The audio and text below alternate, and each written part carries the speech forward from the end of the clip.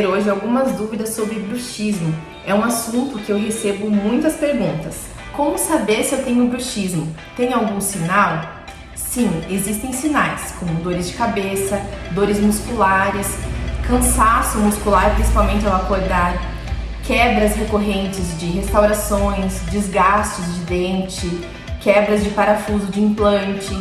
Tudo isso são sinais que mostram que o paciente está fazendo um apertamento ou um ranger de dentes. Em alguns casos, podem ter até sons de ranger de dentes durante o dia ou até à noite relatado por outras pessoas.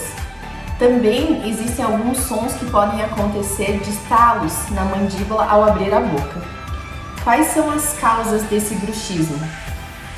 Está muito ligado ao estresse, a problemas psicológicos, então estresse, ansiedade. Também tem alguns fatores que podem acelerar esse bruxismo, que é uma mordida errada ou a falta de dentes.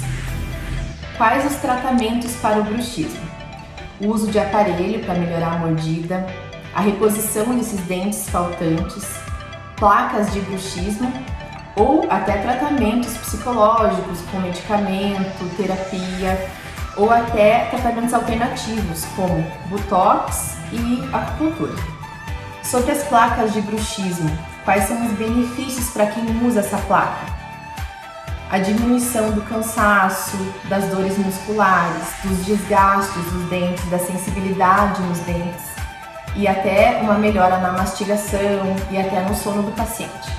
Para confeccionar uma placa de bruxismo, nós precisamos fazer a moldagem das duas arcadas, um registro, montamos essa mordida em articulador para poder fazer uma placa rígida para o paciente poder dormir à noite.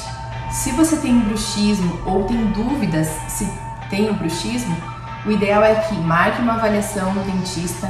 Aqui na Dental Implantes nós temos especialistas que podem te ajudar.